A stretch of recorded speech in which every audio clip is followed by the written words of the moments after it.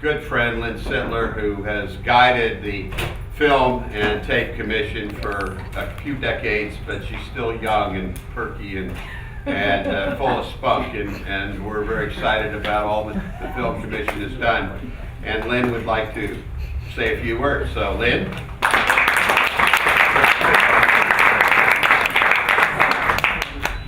Well, I just really quite don't know what to say, because he's been one of my heroes since, gosh, I guess the early 60s, when you were starring in Light of the Piazza as the romantic lead. And that is truly, any of you who have not seen that, see it. It's one of the best made films of all time. And he played a very romantic Italian would-be lover to a very, very glamorous blonde Yvette Manu. And that was very good training for him to later become the boyfriend of our very own Sally Shy.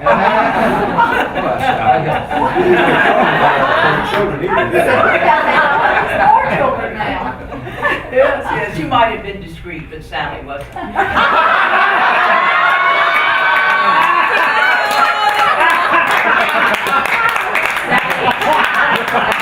I think I just want to find the goose, so I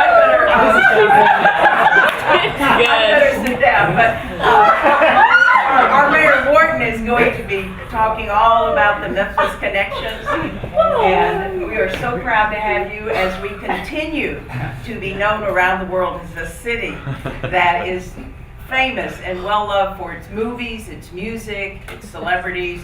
You are one of the top people that we claim. Thank you.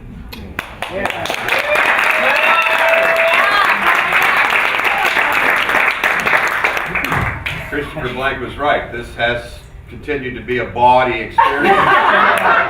But anyway, now I would like to introduce, when you talk about a city father, we finally have one or maybe two, but one with us today, and someone who has guided our city just so phenomenally well in the past few years, brought the city together, given it a new spirit, and a very dear friend of mine, and a dear friend of the Orpheum, and a dear friend of all of ours, I know.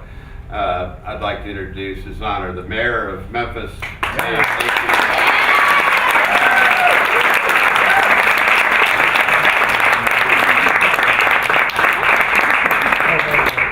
Thank you, Pat, and also we have the best film and tape commission anywhere. Linn, Sharon, and Chair, thank you so much for getting us all together. Yeah, George, thank you so much for gracing us with your presence. Ordinarily, I don't read proclamations, but occasionally they really say something. We have one today that really means something, so I'm going to read it in just a second. But I think this is just another crowning event that lets the world know of the great talent that originates in this soulful place called Memphis, Tennessee. Here's a man who was born here, didn't stay here that long, went over to Bible, hey, he's still Memphis. You just can't get it out of that. And maybe I can just get in the same vein. You're still Memphis, and you'll never be able to duck that.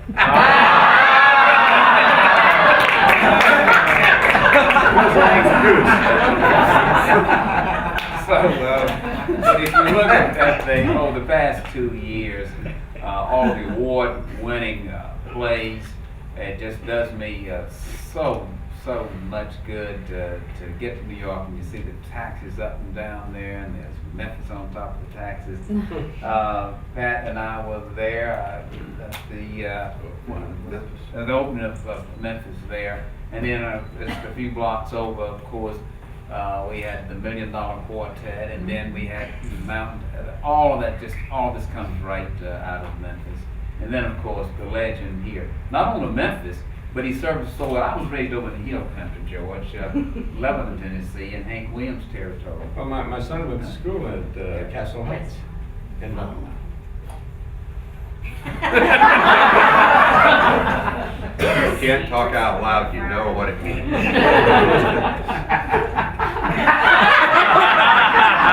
We worked that out.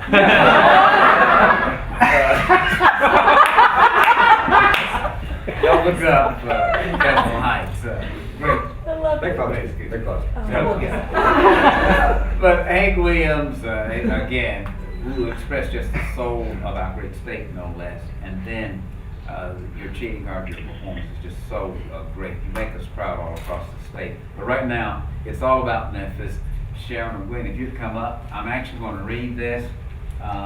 George, I didn't get to attend Castle Heights. I think they said I wasn't tall enough or something.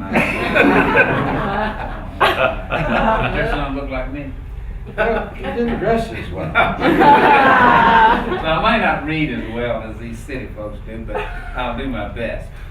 This comes from the city of Memphis. Whereas George Hamilton was born in Memphis, Tennessee, the son of Spike Hamilton, a famed Peabody Hotel band leader, and subsequently spent his childhood in Blytheville, Arkansas. And whereas George went on to dazzle audiences around the world for years as a star of television, film, and stage, most notably in productions such as A Time for Killing, You're Cheating Hard, Evel Knievel, which we misspelled just to put a little character. I really didn't have the time to kill it. It was the bad film.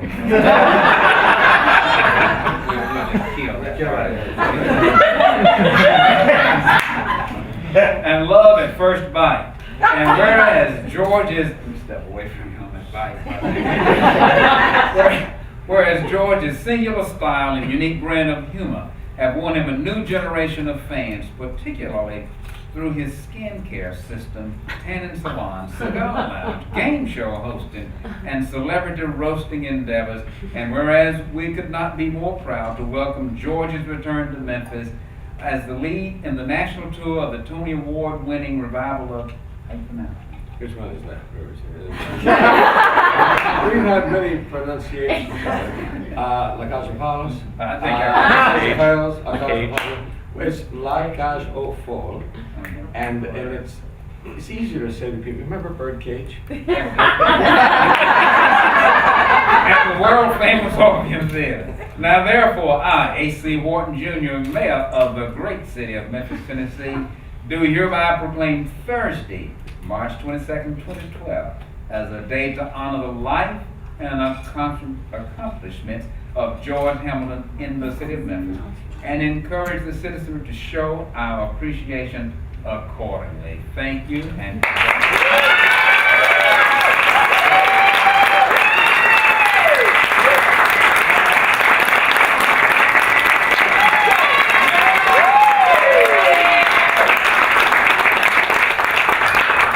hold that while you go ahead and Well, say a few words. I don't have any prepared speeches. These all working? when Mr. Mayor came into my tanning salon originally, he got a really good tan. It would be good for his career. Well, it worked. You know, it's always amazing to me how people get the facts, but I don't know where to get them from. I never owned a tanning salon. I had a tanning bed, and one time I got caught in it, and I'd be at the rendezvous being served. I got rather crisp that day. I spent most of my life as a child in a small town, and I understood the values of going downtown and not having to carry any money in your pocket, knowing that your grandfather was the town doctor. He'd been paid in pigs and cows and chickens, and that he came to your house in the middle of the night, and he used to make me go with him, and he'd say, now, what's wrong with this person? And I'd say, I don't know. And he'd say, well, check to see their circulation, and look at their tongue, look at their eyes, look at the thyroid gland. And I studied all those things, and I thought, you know, these doctors just had this sixth sense about it. Well, they didn't have the modern day way of doing things. And as we'd go away, I'd say to him, well, so what is wrong? And he said, well, don't you know? I said, no. He said, it's his wife. The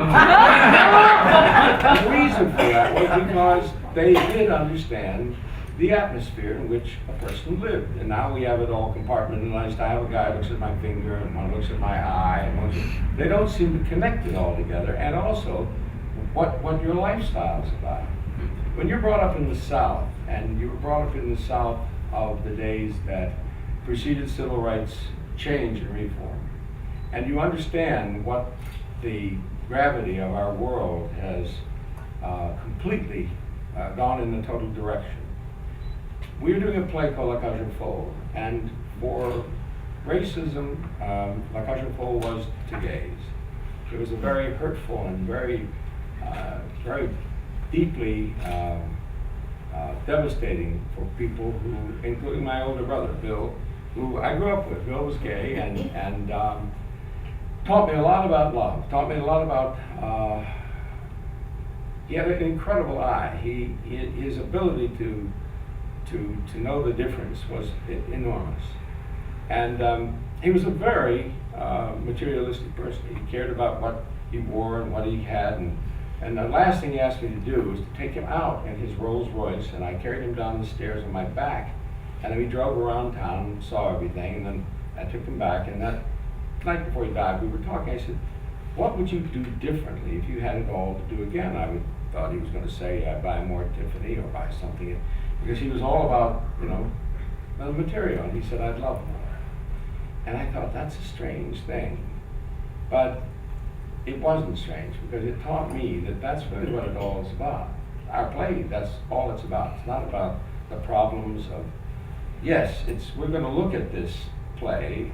It's not an edgy play anymore. It's about a time which was edgy, just as it was in the civil rights. America has a tendency to bite off a lot of things and change legislation, but it takes sometimes 100 years to digest it, to really digest it. It takes a different generation. And that we're doing it, and that we're all able to survive and live together. American, I am not a political person, but in my humble opinion, we need to turn our attention not to other countries, but to our own, clean up our own, because we are a great country, and we can't become a second-rate country. We are, and I have been so lucky to be in movies at a time when we were known as the best. And when you went abroad, people looked at an American. In Italy, they would say things like, it's as good as an American car. Well, it changed. And now that we have this crisis period in our world, we have an ability to change all of this. And I think our hearts know that. We've got to get our heads back together. We've got to stop the corruption in the world, and we've got to love more. And I hope our little play, which Chris Sieber back there is my cohort in this, and a wonderful actor. I learned a lot from him. We do it every night, and we're so thrilled that people are accepting and they love it. And Mayor, it's such a wonderful thing that you are our mayor. And I say our because I am Memphis, and I think of it always as my home and my heart. And thank you for having this incredible theater where you allowed us to come. And I also want to thank all 5 of those ducks today.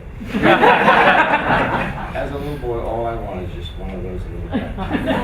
And today, I think I had all 5. Thank you all so much for allowing me to come.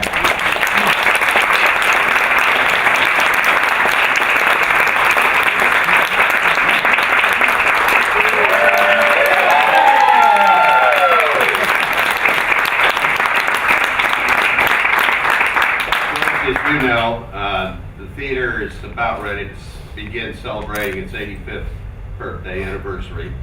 And symbolic of all those years, and in fact, the theater that preceded the Orpheum, which was also called the Orpheum at one time, that burned down.